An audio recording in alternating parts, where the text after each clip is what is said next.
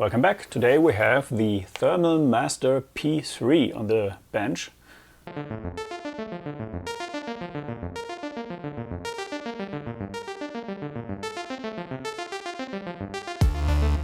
So Thermal Master was kind enough to send me this sample camera.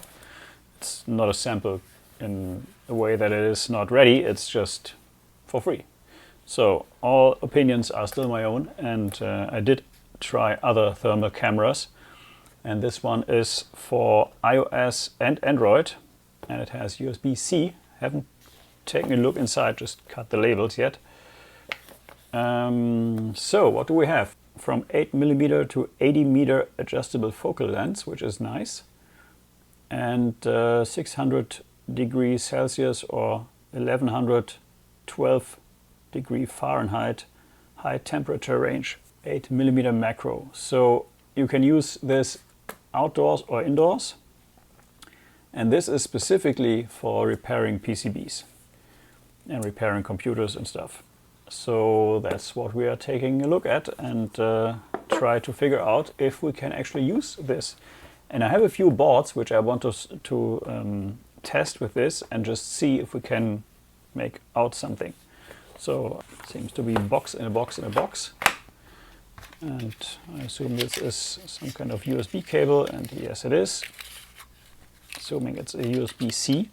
It says that it also works with PC and iPad. I can see how it works with an iPad because I have used the thermal camera with a USB-C on an iPad before. But I've never seen this on a PC, so there should be a PC software. You can use it on a Mac, of course, because Macs nowadays, at least the M1 to 5, can run iOS apps and iPad apps. So we have a USB-C cable. Okay, so this can actually plug into the PC. So you plug your camera in here, and then you have your cable to the PC here, and that should work. Okay, I see that. And we have another box. Ooh, with a quick start manual and extended 3-year warranty. So that's nice. Yeah, it's about 12 pages per language. So there's different versions of this camera, and this is the higher end model. There's also a P4, which according to this manual, so the P4 seems to have its own screen because it has a visual resolution of 1280 by 960. Software. Yeah, I assume you can download that from thermalmaster.com, but we will see this in a minute when we get there. So let's get to the main attraction, which of course is the camera itself. Ooh, this looks really nice. Wow. So you can actually adjust focus on this here. This is just a detail.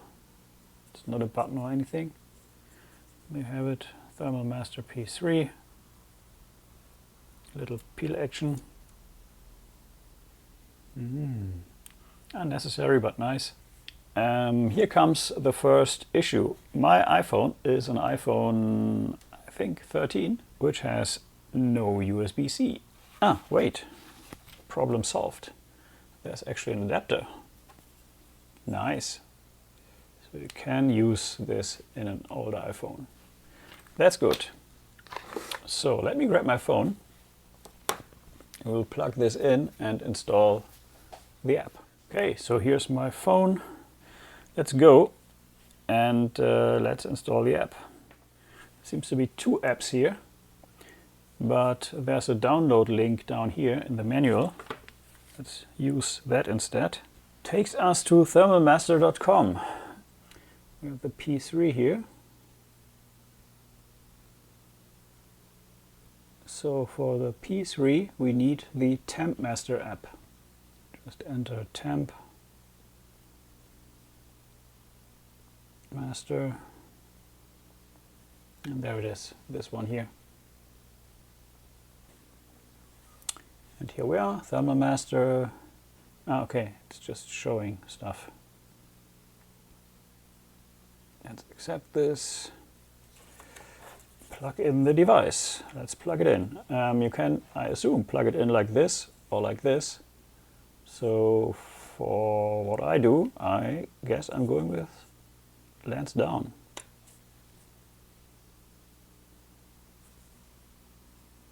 Not connected.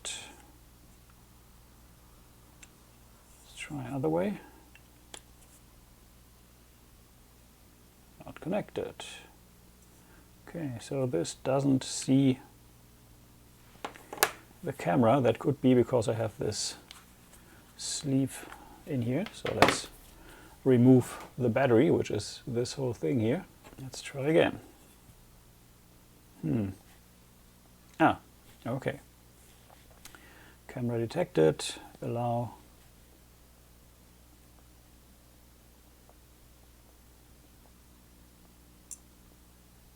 I'm going to click in the camera, and there we are.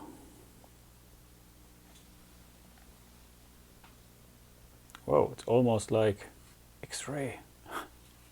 X-ray of my hand. Wow, this is really creepy.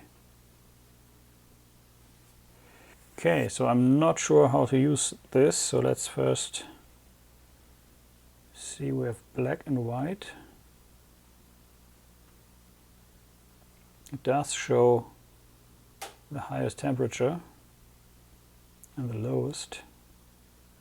Ah, that's what I'm used to see. So you have different colors.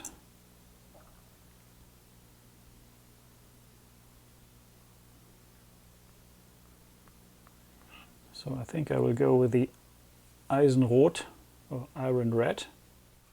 Okay, since we have that camera, let's see if we can actually fix stuff with this, or at least see if there's a fault somewhere.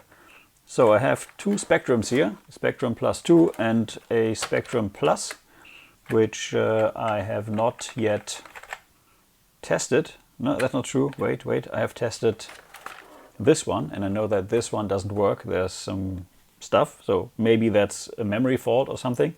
And we can actually see this, so we will plug it in and see what it does.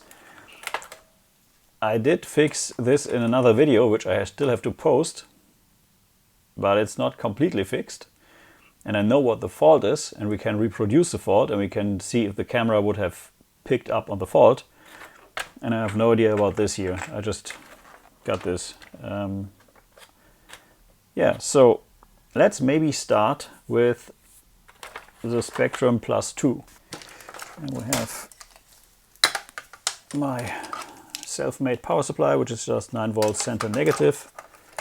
And since the Spectrum has no power switch here, still no power switch, how can that be? I mean, this is actually the third or fourth iteration and it still didn't have a power switch. This is, I think, the first one that came from Amstrad after they bought Sinclair, and that's why there's this built-in tape deck here.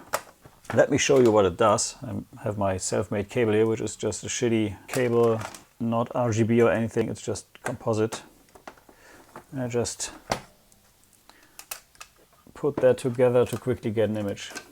If I plug this in, we should get something signal-like. So we have a red light here. Do we get an image? Yeah, that's what we get. Just stuff. If I power cycle this by pulling the plug, which is stupid, do we get the same? No, this time we get a white border. And this is what we have. We have the AD CPU here, Amstrad specific chips. I think this ULA, the special chip, is down here, and which is very expensive if it dies. And we have miscellaneous memory chips right here and here. So let's go and let's use this thermal cam. So what can we see? So one of the memory chips, this one here, is especially cold, I think. Oh, no, it isn't. It's just a reflection. So the hottest thing in here is this resistor over here. which is, if you point the camera, and there's a little crosshair in the middle. If you point the crosshair there, it tells you what temperature is there, 32. And this over here, whatever this is 35 already. Not sure what that is. It says T2000. And we have this transistor up here, which is right now at 35. And this IC up here, which is at 41. 41.23, yeah, and it's rising. Okay, so stuff is hot in here, but I think the hottest thing in here is actually this up here. And that is 1488N. And that little resistor down here, which has now reached 33, 34. So memory seems to be okay. There's no hot memory. There's one very cold memory right here. This area here is getting hot, which is where the power regulation happens. The power comes in here, and then it's distributed here. Yeah, nothing's screaming at me. Okay, so we see that there's actually something happening on the board here, and stuff is getting hot, but we can't see specifically what's out of place. At least I can't. Maybe someone is skilled enough to say, hey, that is way too hot for this. So let's go and let's try a different machine. Okay, next up we have this spectrum here, and yeah, there's two cables coming out of here. So I assume this is a composite mod. Same 9 volts center negative. Let's plug it in, let's see what it does. Yeah, there's not even a power light or anything, so we don't even get a signal here. Yeah, that's the switch here. Not sure what that is for. Let's open this up. It's plugged in. I'm not sure if anything is happening. Oh yeah, the ULA is getting toasty.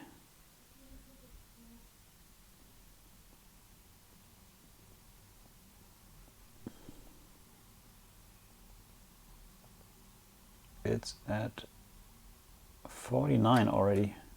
Do we have burning memory? Doesn't look like it. Looks all good down here. Looks good here. Nothing out of the ordinary. And again, the power regulation is here. That is a CPU? I'm not sure. I think it's a CPU. Yeah, could be a CPU. And there's that heat sink. So things are getting warmer. They are not getting crazy hot here. So again, I have no idea what's wrong with this. There's something toasty. Some resistor here. I'm not sure if the mod is done correctly. Maybe it's just that the mod is not good. Or someone killed something in here. Could all be. I will not fix the machine in this video. I just want to show what the camera can do. So let's head over, because I have the +4 over here, of which I know what one of the faults was. And we can recreate that fault, because I still have the part I removed. And I can show you how the camera would have helped there. Okay, +4 has this funky PSU connector, which is basically the C64 voltages, just on a different connector, which sucks and nobody knows why. And I think you can even replace this connector on the back here with just a plug-in replacement of the round DIN connector. I did fix this machine partially. So you can see that there are 2 memory chips replaced here. And this one specifically is in the low memory section. And if I grab the one that was in there, I can show you what happened. Well, let's take a look at this right now, how it looks now, and then we check how it looked before. So switching this on. Oh. Okay, there we go. So I have a diagram in here. And that is what diagram gives you. And it gives you a bad high RAM because there's still a fault which I haven't found yet. But before that looked different. Let me Let me show you. And this is our MT RAM, so it's all shitty. Let's see what we get.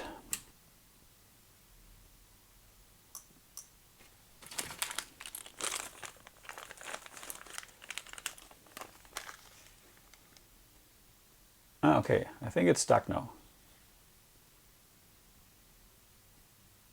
So you can see it's stuck. Let's take the camera and let's see if we see anything. You can see how the things heat up.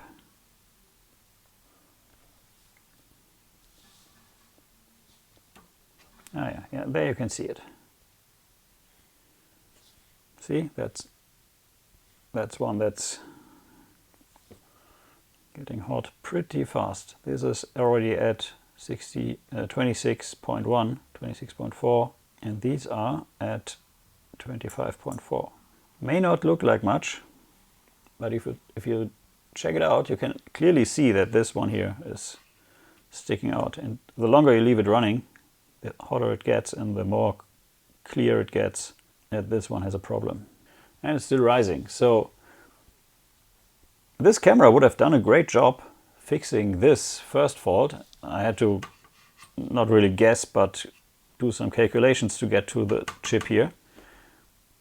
You can see there's lots of other stuff getting hot, especially the custom chips.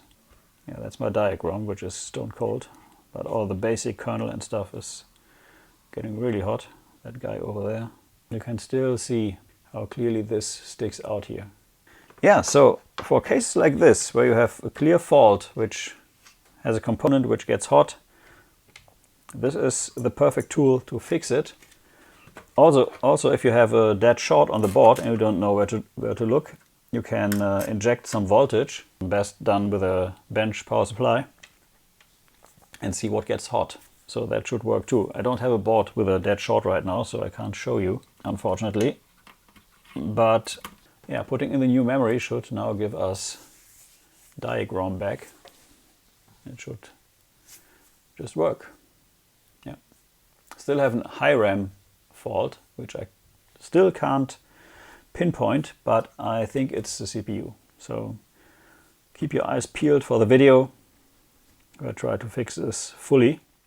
By the way, you can use this dial in the front here to focus on stuff. You can see it gets blurrier or sharper, which is good because there are many small components. And you can see the memory runs exactly the same now. There's no memory sticking out here. Yeah, I totally dig this camera, and I will use this to fix my A3000 hopefully. And yeah, we'll see much more of this camera in my videos. If you want to use it on Windows, you have to install the Windows software for that and use the cable. And then you can just point it somewhere. Works exactly the same. So I think this concludes this video. Thanks for watching, and yeah, cheerio. Thank you for watching Retro Studio Black. If you liked this video, please like it, give it a thumbs up. If you are interested in content like this, please subscribe and hit this bell icon. I have no idea if it really makes a difference, but you never know. And yeah, it's an algorithm, so I'm not arguing. However, thank you for watching, and I see you on the other side. Cheerio.